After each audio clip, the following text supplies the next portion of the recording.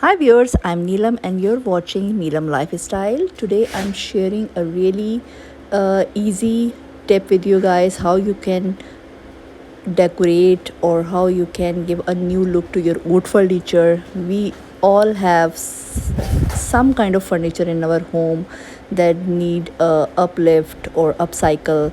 So I'm using this one. I have the sideboard for very long time. That time my kids was very small, so I like the bright colors for their rooms, but now I think I'm done with this color a long time ago and thinking to change it. So peel and stick wallpaper is the easiest thing. Anyone can do it if they have a little know-how of drawing.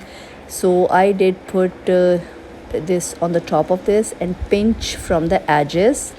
I think this is a very easy tip for the measurement. And then I already have this square, so I did a cut with the X-Acto knife. I also use a scissor because scissor give a more cleaner look than the X-Acto knife because they have a little plastic underneath. And I really like the feel of this one because it's look like a grass cloth paper, which is actually it's not, it's just a vinyl. And use a little credit card or any card to take the bubbles out.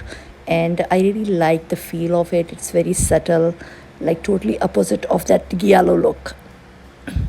Then I did all the side measure. It depend on you how you want to do it, but I do it like this. So the leftover paper I use for the front and the legs. And I'm actually have a dilemma about the drawers. I put the paper on the drawers, but then it looks too much. So for now I leave the drawer as it is. I have a one in my mind, like I can spray paint off white these doors, and uh, the other thing is just leave as it is. So I use a leftover paper for the legs, and for the bottom I think it looks way better than before. So if you like the look, give me thumbs up, like the channel, subscribe it. Thanks for watching.